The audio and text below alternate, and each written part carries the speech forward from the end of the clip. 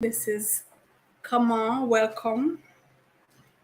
Welcome to Kama Audacity and welcome to those joining me on Facebook, on YouTube. Welcome also to those on the Amamanson Network. I hope you're doing well. We're at the middle of the year, right? 6 months in. How has it been going for you for the first 6 months, and what are your plans for the next 6 coming up?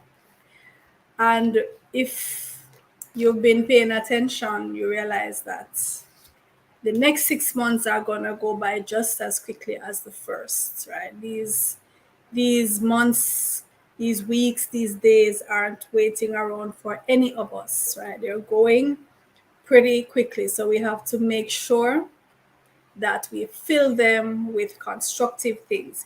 Even in our recreation, we should be constructive. Even in our rest, even in our dreaming, we have to be constructive. We have to be progressive, right? So even in dreaming, you can't be idle. Even in resting, you can't be idle. You must diligently rest, progressively rest. I've been doing some spring cleaning for the past couple of days. It's something that I had planned. I've had it planned for a while because I knew it needed to be done. And I kind of worked out in my mind when when it would be the best time to get it done.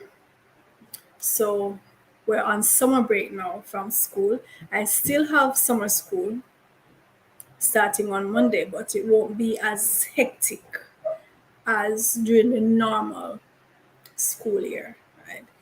So I scheduled some cleaning up and I started a couple days ago. Yesterday I was at it full force, and I want to share with you and talk about cleaning up, especially as it relates to making room for new energy to flow in, freeing up some space for prosperity to flow in, for new encounters to come into your life, letting go of some hang-ups, letting go of fears, letting go of inhibitions, letting go of hurts, letting go of the clutter, and freeing up that space.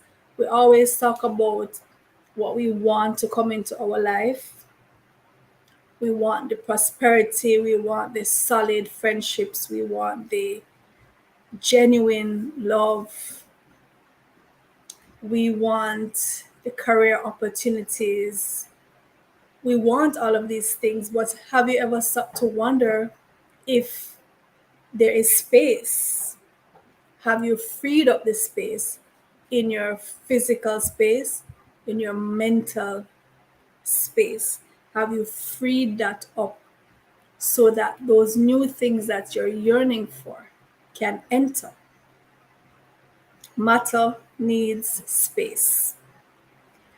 And even the things that we don't consider to be tangible matter. They are matter, they exist maybe in the ethereal space. It's intangible, but it takes up space on one level. And we have to free up that space in order for these things to come in.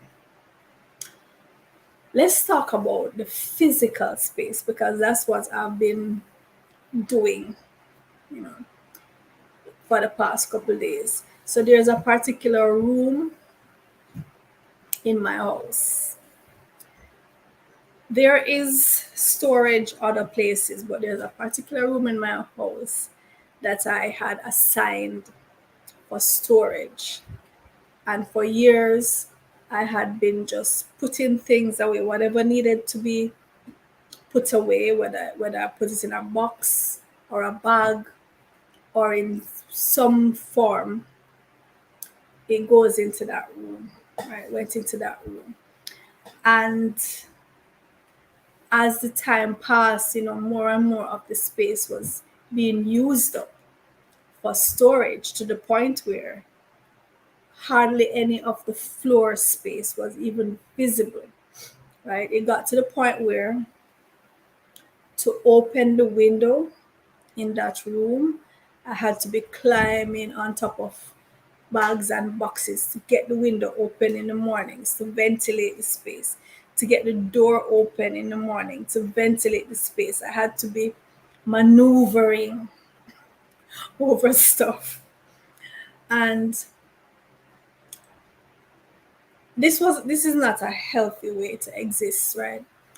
All of your rooms, all of the spaces should be free and open so the energy can flow through, so the air can flow through, so there can be a healthy exchange of fresh air coming in, even just on that level, right? Um, just as we, as living, breathing creatures, create waste, and constantly our bodies have to be getting rid of this waste, flushing it out, right?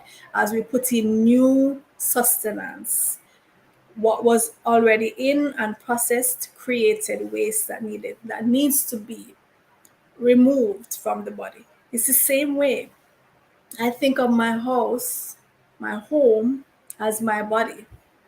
Even by extension, my garden. My garden reflects me. My home reflects me. Right now, my garden is in quite a state, it's quite overgrown. I have been neglecting it for months, just planning in my head that there will come a time that I'm going to attend to it, but being so busy with school and with so many other things going on, overgrown, especially the passion fruit. And for those who know how the passion fruit grows, it will take over everything. The passion fruit will take over every available space. Now, I love passion fruit, wonderful fruit, delicious, very nutritious. But it behaves like a weed. It has a very parasitic nature to it, right? It will engulf everything and wrap around everything. So right now, that's how my garden is. That too will be attended to in this time. But it is a reflection of me because even in the weeks coming up, I have been feeling so sluggish. So I still get a lot done, mark you, right? I still get a whole lot done. And even yesterday, somebody was saying to me that they, it's almost as if out of the 12 hours of daylight that they're given each day is like they're only given 6, because when they look at what they managed to accomplish, is so little compared to what they had set out to do in the morning. And the person said to me, it seems like I have 48 hours in the day because of how much I actually get done. So I know that I have been progressive. I have been, checking stuff off. It's not like I've been lazy or so. I've been very, very active, very, very progressive. But it's just that I have neglected certain areas. And one of them is taking care of the space, the physical space. And I'm very committed to attending to that in this time that I have, right? So it reflects me because I feel like it's almost like I'm imagining how my garden must feel, or how that room, the things in that room must feel, that storeroom, the clutter you can't get to be. Each item, if you think of each item as an entity, not having the space to be hidden under some other things, you can't shine, you can't, you exhibit the beauty that is you. So I am committed to freeing up that space, and I would encourage you to do the same, in your physical space, in your mental space, your psychological space. Let go. Let go of some of the things that you're holding on to, that's keeping you back and preventing you from receiving the wonderful things that are lined up for you. Yesterday, when I think I've cleared about a half of that storage room, cleared out, took out a whole lot of garbage bag full of stuff. And that's the thing about it, when you go through and you clear all this clutter out, you realize that for months and years you've been holding on to things that you really should have let go of, because you know that they're gone, know that they're out in the garbage heap. I am no less. It has not really affected my day-to-day life. So these things were just there.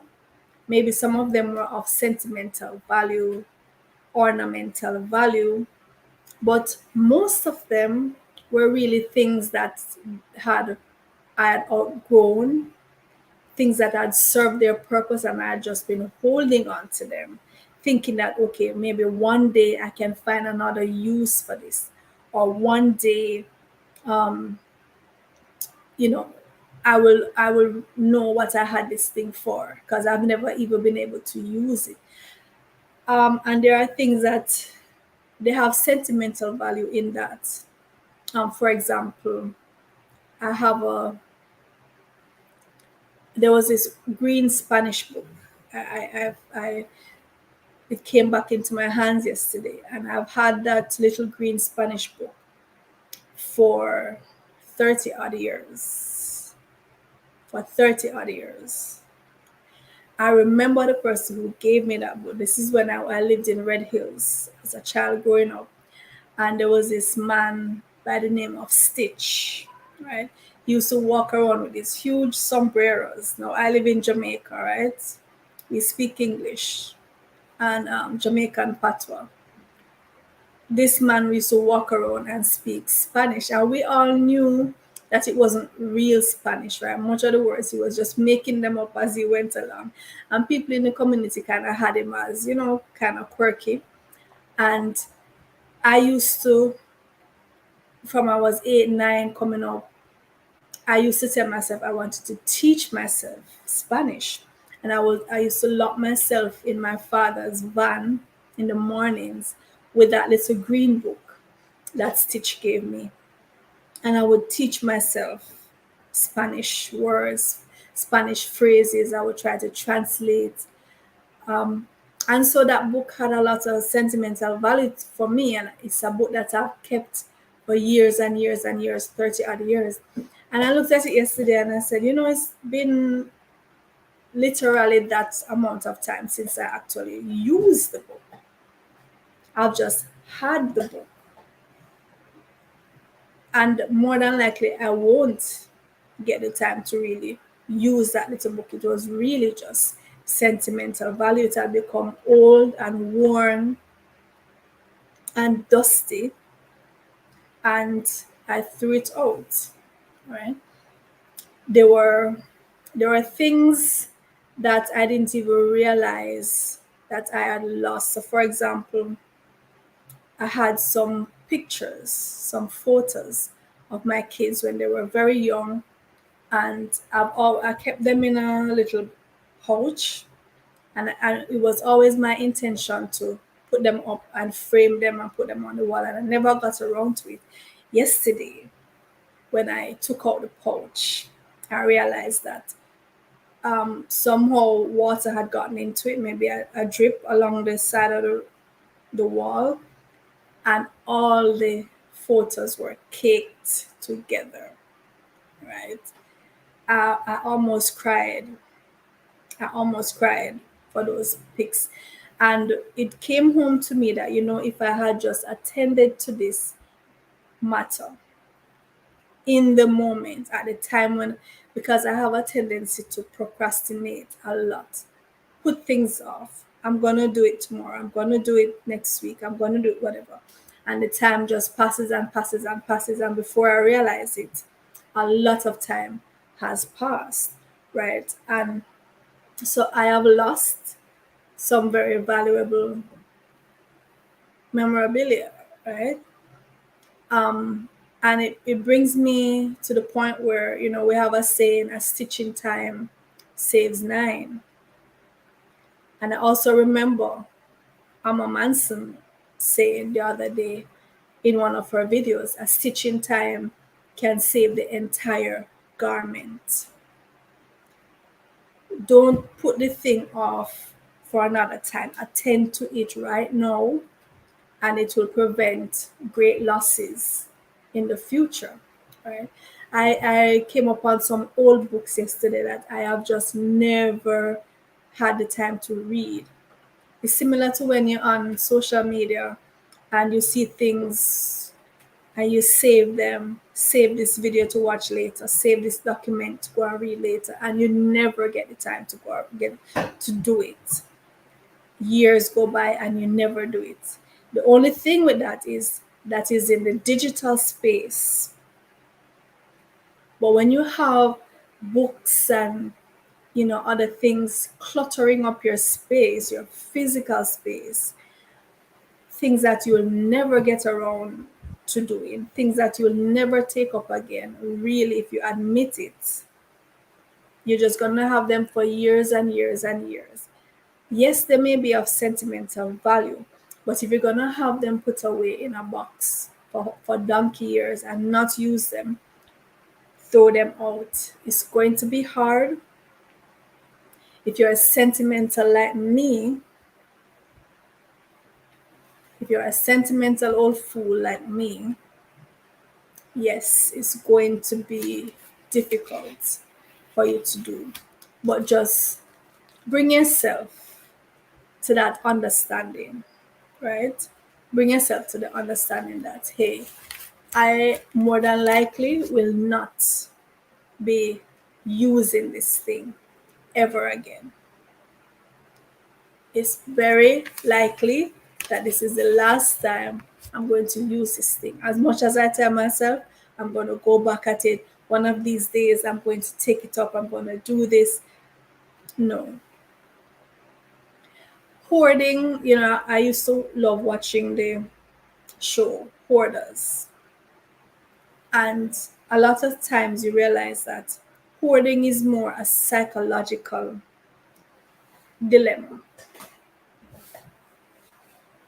It's not so, it expresses itself on the physical plane, but it's very much psychological. When the hoarders are interviewed and they tell you, oh, when did you start hoarding? More often than not, they can trace it to a point where there was some psychological trauma. Somebody had died, they divorced, they lost something, and so they began to hoard things.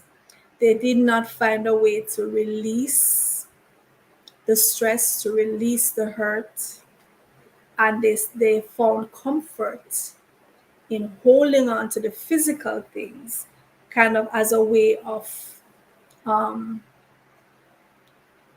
replacing the thing that they lost.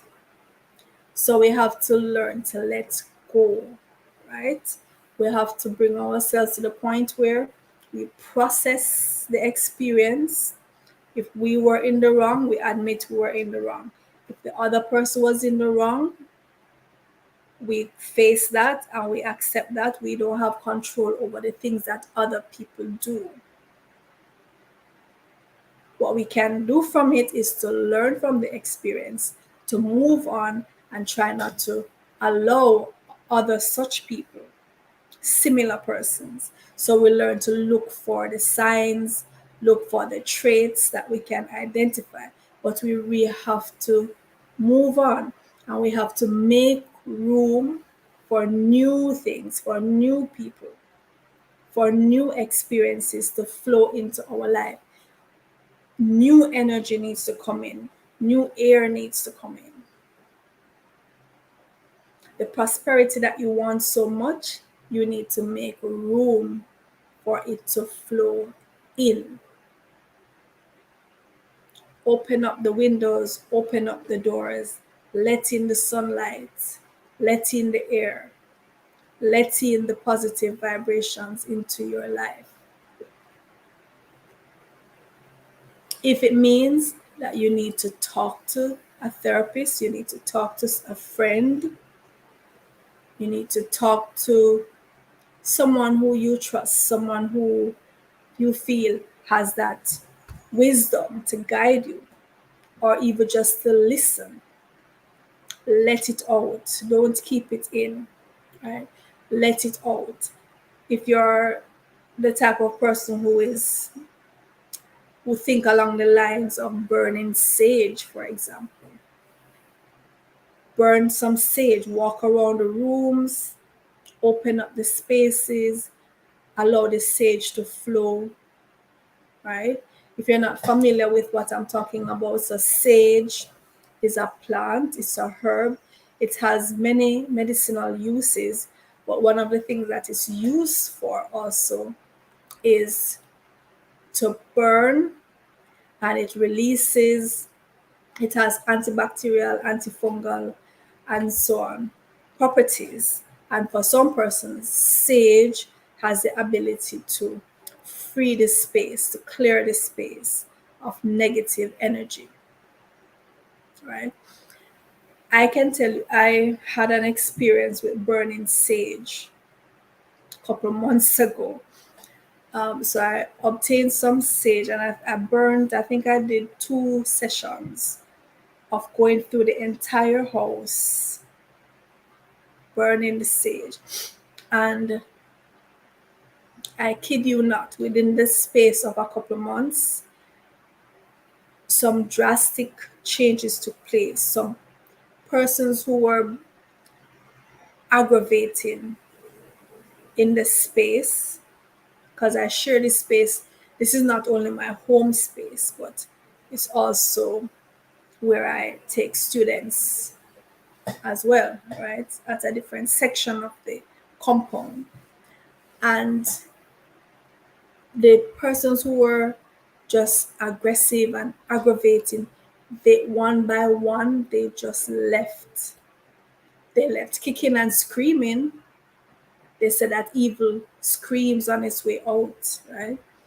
But about 4 or 5 such persons, they just took themselves out. They took themselves out. When you start freeing up the space, you'll be surprised to see people, even people who mean you no good, negative persons, negative influences in your life, they will take themselves out. When you start cleaning down, opening up, letting in the sun, letting in the light, letting in the fresh air, letting in the possibilities, the negative vibration will take themselves out, because they will no longer feel that they are welcome in that space. Believe me, when you clear up the vibes, then the things that resonate on that same level, on that same frequency, they will occupy that space. And the other things will no longer feel welcome. And we have to understand that if you create an environment that is stagnant, the things that feed on stagnation, they're going to come. It's a natural way, it's a natural order. Nature sends them in to recycle. It's just like if you leave food on the table open. You can't complain if the flies come. You can't complain if the rodents come for it. You can't complain if the roaches come.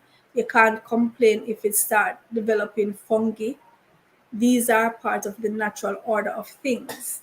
Whatever is stagnant, whatever is left to putrefy, nature will send in the guys who have been assigned to dwell in stagnation and to dwell in putrefaction. Nature will send in those guys to take residence there. That's their job. They are really just doing their job. You created the situation for them to come. If you remove the stagnation, remove those rotting, festering issues, the negativity will not come because it will have nothing to do. It will have nothing on which to thrive. You create the environment for the things that you want to come. You create the environment for the things that you want to come. Whatever you want to breed in that space, create the environment that that thing thrives on. There are energies that thrive on confusion, they thrive on chaos, they thrive on arguments, they thrive on envy and jealousy and the negativity. There are things that thrive on that. And if you create that in your home, if you create that in your space, they are going to come to feed off it. That's what they live off. If you create a space of cleanliness, cooperation, love, genuine goodwill for those around you, then the positive vibes will come and they will take root and they will flourish.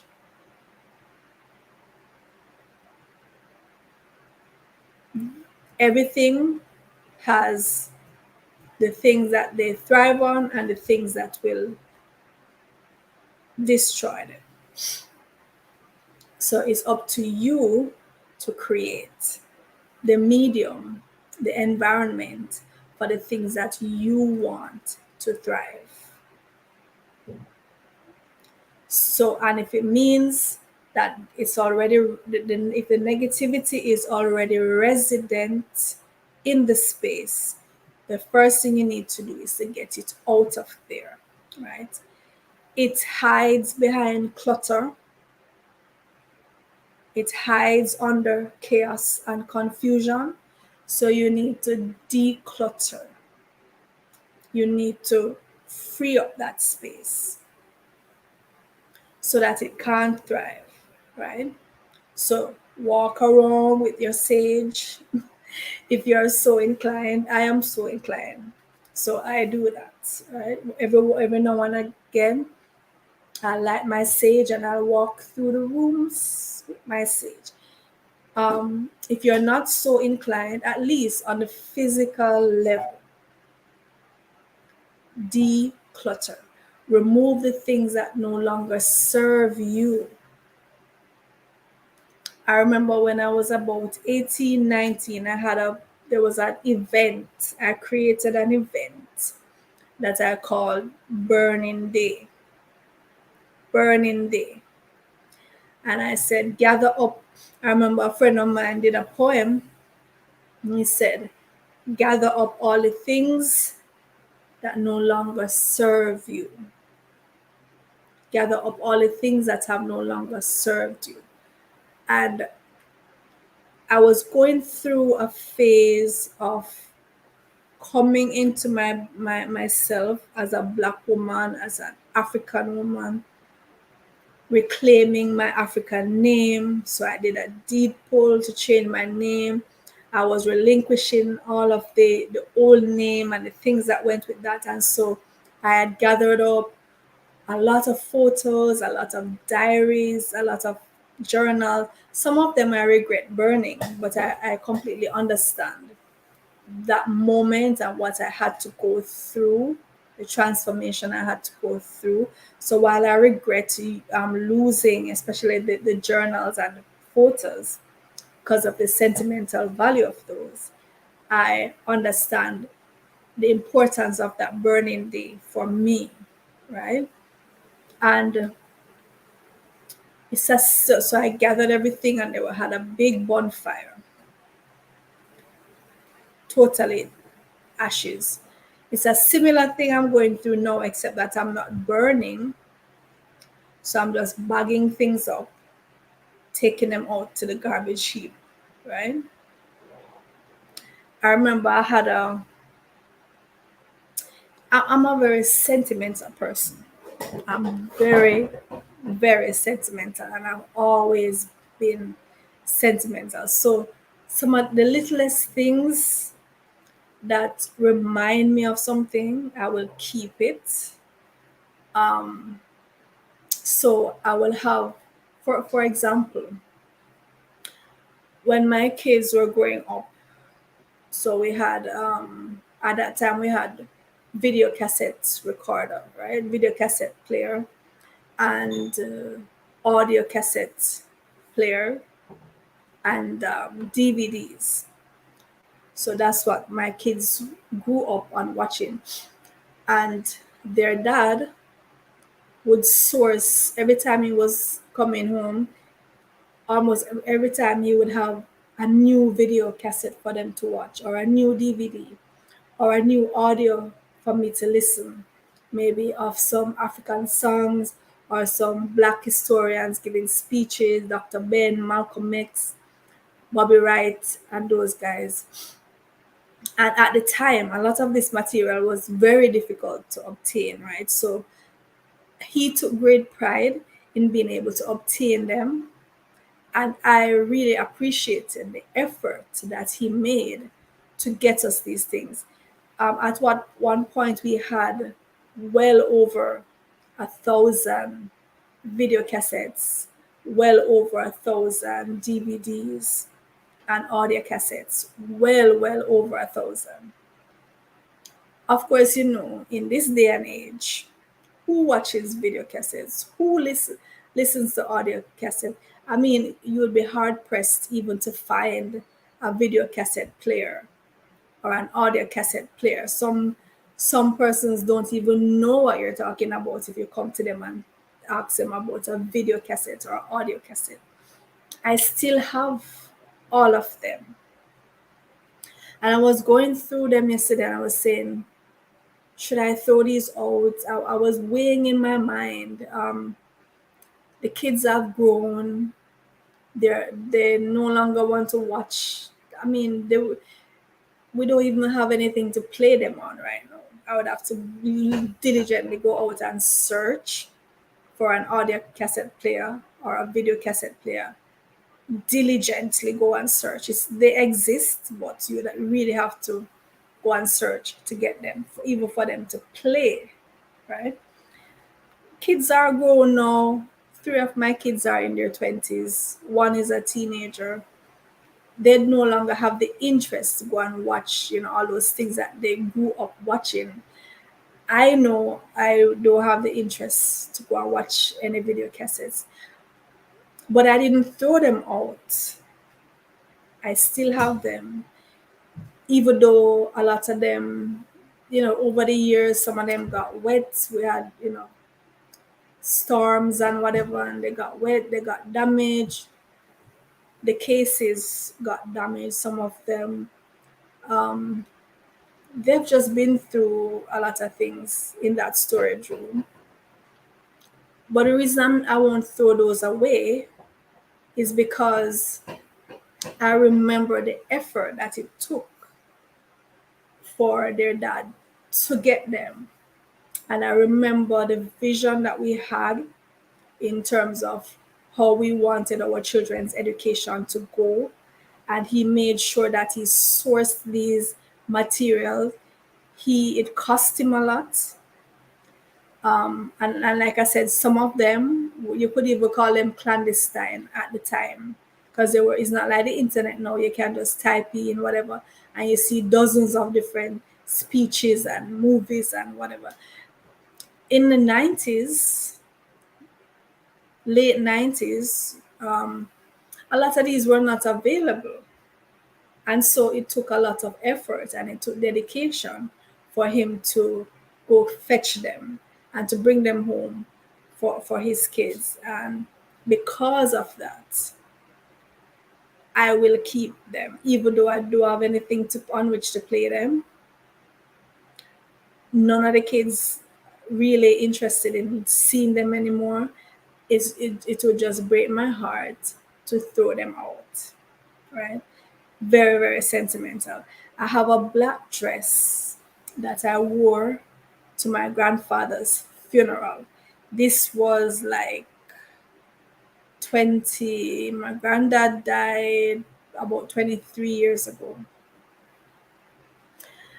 And my aunt gave me that black dress and I wore it to my granddad's funeral. That's the only time I've ever worn that dress.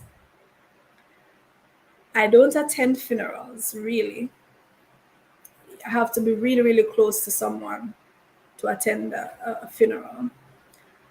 But I've never worn that dress again. And I just keep holding on to that dress because of the sentimental value. And there are a lot of items like that where, somebody gave them to me, somebody special gave it to me.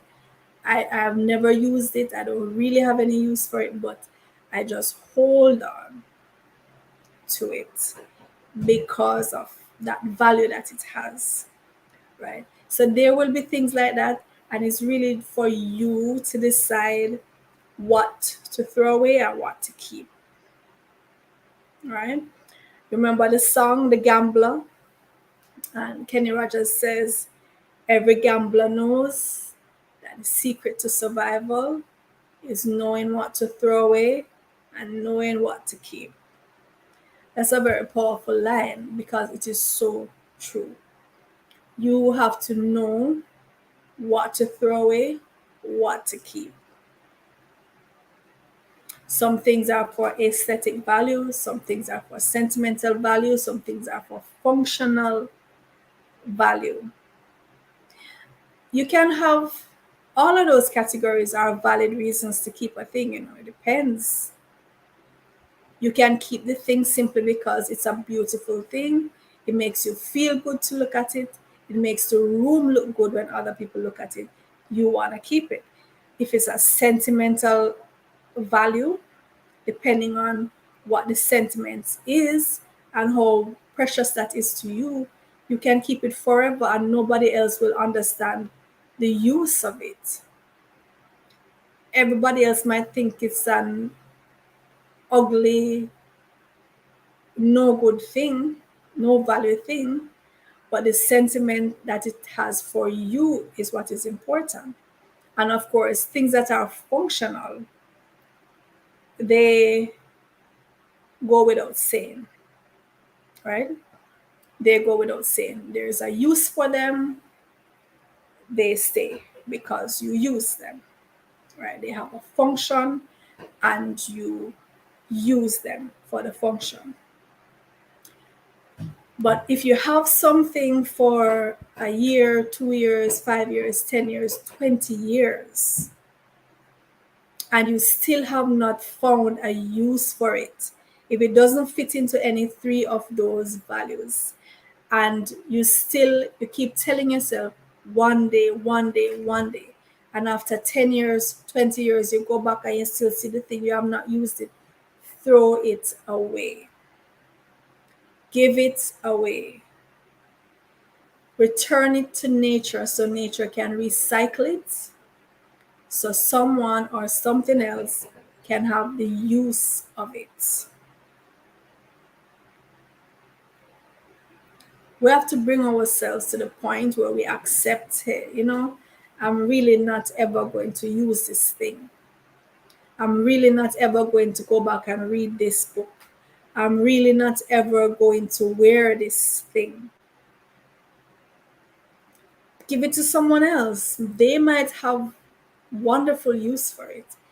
Immediately as they get it, they might find something purposeful to do with it, or throw it out in the rubbish. Let nature put it back to use. Because one thing we can vouch for, nature does not allow anything to go to waste, right? Nature will find a good use for the thing. Nature allows nothing to go to waste. She will send in her troops. She will send in the guys who can change that thing into something useful to somebody or something. She'll send in the bacteria, she'll send in the fungi, she'll send in the rodents, she'll send in the scavengers, she'll send in the cockroaches, who to you are, but to nature, they are her troops that she has sent to pick apart and recycle, so they can have use, they can have function again. Don't, you wouldn't want somebody to put you on a shelf or in a box or in a bag somewhere for months and years, and you're just there gathering dust. You're not being used, you're not being loved, you're not being, you wouldn't want that to happen to you. So think of all your things as entities. They might not be alive on the level that you are, that you consider yourself to be alive, but they are entities in their own right. Treat them with that respect. Allow them to go. Turn them loose. Turn them loose. Allow them to go and get function. The good thing about the age that we live in is that we have digital access, right? So a lot of the things that we used to store up in their material form, and they're taking up space, we can store it now in the digital space. Our photos, our books, music, movies. We don't have to have shelves and shelves and shelves of books and videos and cassettes, and there is digital storage where we can have access to these things whenever we want. And as the modality changes, just change and store them in the new modality so that you still have access to them. That's the good thing about the world we live in today. We can be, you have some persons who have a minimalist ideology. They believe in just having the things around them should have function. Their form should be functional. Some of them aren't even much into the aesthetic function. They just want the thing to have that basic functionality. This is what it's here to do. I need it to do this, and it can do this. Therefore, it can occupy my space. Otherwise, there's no room for it. You have a lot of persons nowadays who think along those lines, very minimalist. For them, they thrive on the fact that we're in the digital age and a lot of storage can take place in the cloud. For me, I'm not a minimalist. I'm not an extravagant person either. I don't believe in having this great big mansion with just a few persons living there. No, I don't see myself owning a great big mansion. Even if I have the money to do it, I don't think I will. I want, I mean, yeah, you want a good size house, you want your space, but it should still be homely. It should still be cozy. It should still be accessible within a reasonable distance, reasonable time to get from here to there within your home space. I think it's ludicrous, those persons who have this extravagant, sprawling mansion for themselves, or just the nuclear family. And to me, it's just a waste. I don't see myself thriving in a space like that, right? So I'm kind of in the middle. I'm not minimalist, I'm not extravagant. But the aesthetic property will always be important to me. I love beautiful things. I love quality things.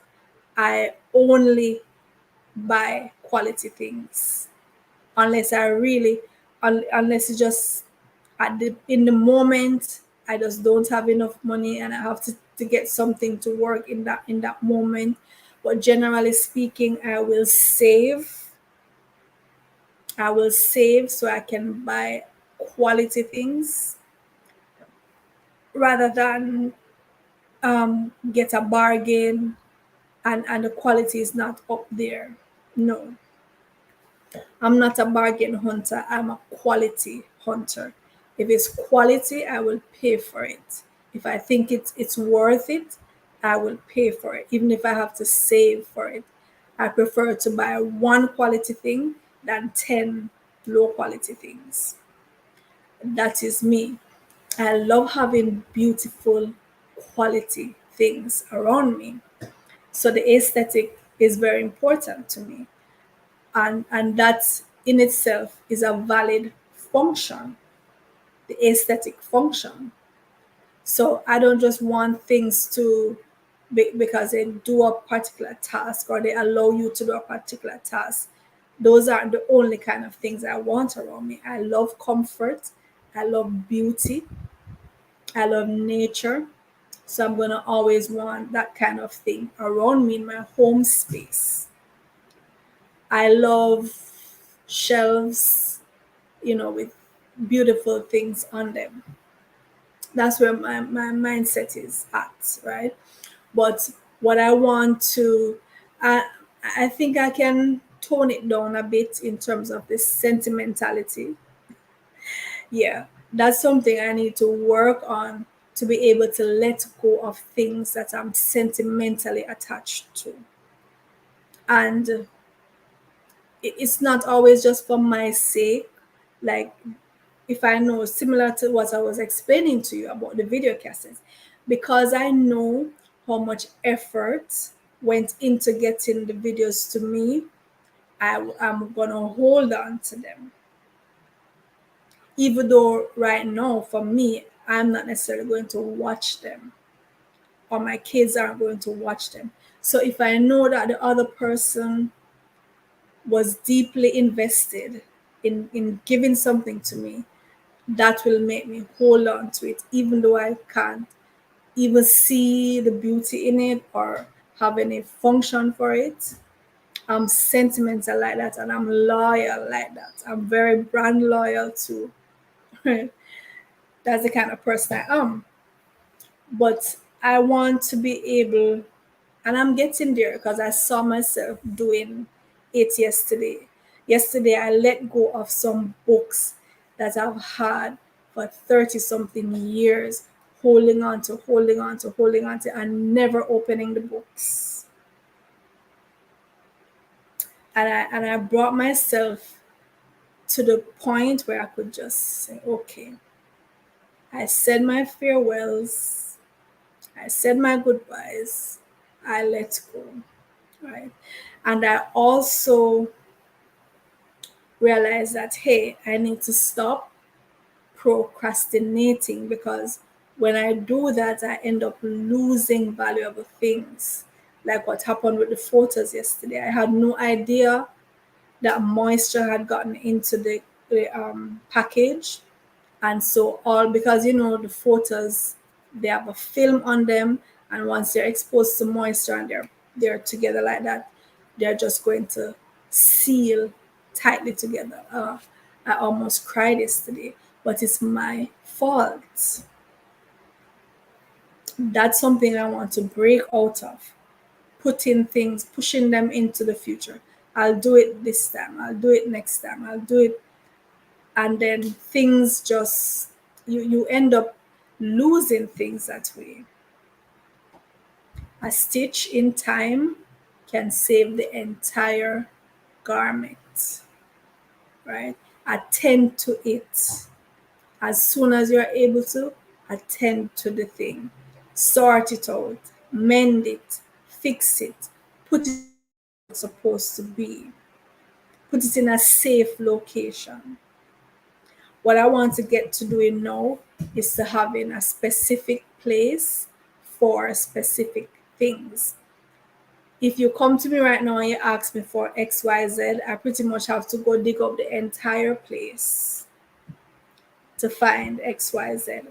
I know it's there, I just don't know where. I want to get myself to a point of organization where you ask me for something, I can go straight to it. It's in this container, it's in that pack, it's in that folder, it's in that envelope, it's in that drawer. That's the level I want to get to. A place for everything and everything in its place, right? That's what I want. And then you return the thing to its place promptly. When things no longer, when you no longer need the thing, just let it go. I also need to start clearing. I have bags with just junk for years. So I use the bag. So all the receipts that I get from the supermarket, all the bills that I pay, they go into the bag. All the coins, that's a lot of junk, the old pens and everything that I use in the bag. And then I part that bag and I start using another bag. And the same thing happens and I part that bag. And then I go back to these bags and I'm looking through these useless pieces of paper, supermarket receipts from years ago, bills from years ago. So what I want to start doing is like every week, I just go through my bags, throw out the things that are no longer useful to me, put away the things that need to be put away in different places, and get into the habit of doing that every week. I am going to commit myself to doing that on a weekly basis so that I don't have 6 different handbags full of junk, full of junk. These are the little things I want to get into doing, right? Letting go, letting it flow. Let it go, let it flow. Attend to things immediately or as soon as you can. A place for everything and everything in its place. Open up the windows, open up the doors, let in the sunlight, let in the new gust of air coming in. Allow the stale air to leave. All systems create waste. All systems create waste. Living systems, man-made systems, all systems create waste. And waste that is not allowed to flow out will accumulate and clog the system. This is a basic fact of life. This is a basic fact of reality on the planet that we find ourselves. All systems create waste, and if that waste is not eliminated, it will accumulate and clog up the system. That is true no matter where you are, no matter who you are, no matter what you're engaged in. That is a truth. So, hoarding is a poverty mindset. Hoarding is you telling yourself, I will not have enough in the future, so I have to hold on to this. I will not get anything better in the future, so I have to hold on to this thing.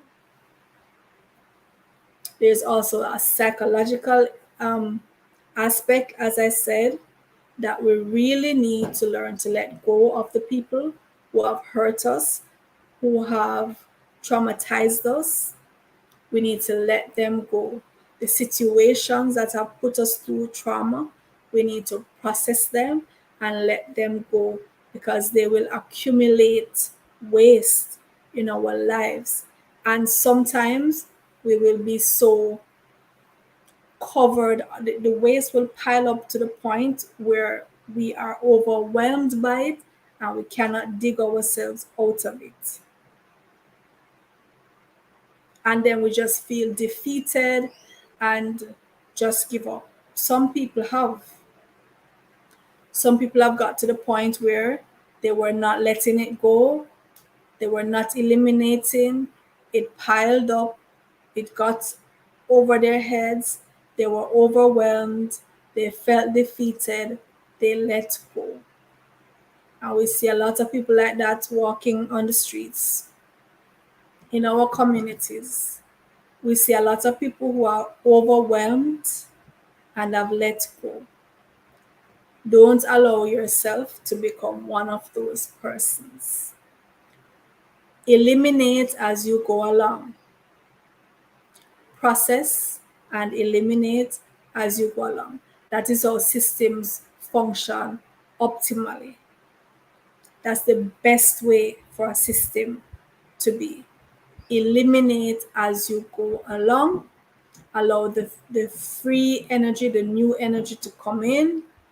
Keep the system oiled and running, and you'll be fine. You'll be fine. So that's my message to you today. Free up the space. Those things that you've been yearning for, those things that you've been asking for, allow them to come by freeing up the space. Sometimes, I'll tell you a secret, sometimes the things that you need to get rid of out of your space, they are actually people. People. Other human beings like you who they are so negative, they are so toxic. They It's like the prosperity wants to come, but it can't coexist with this other creature that you have in the home with you. And you have to bring yourself to the point where you realize, I need to get rid of this creature or the prosperity will not come, because it knows it cannot coexist with that creature. It takes strength. It takes, you just have to be resolute. You have to have the strength. You have to make the decision. And it takes courage. But believe that better is there, better is out there. Don't think that this is the best that life has to give you, and so you have to hold on to it.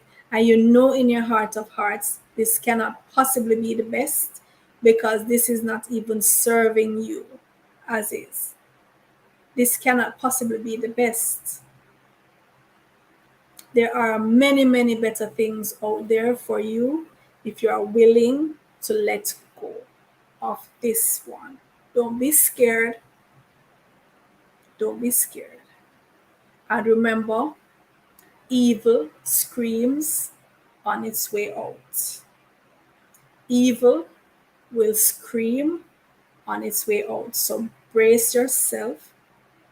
There's gonna be some kickback, right? When you try to rid people out of the life, especially if they have been a leech on your energy, on your systems.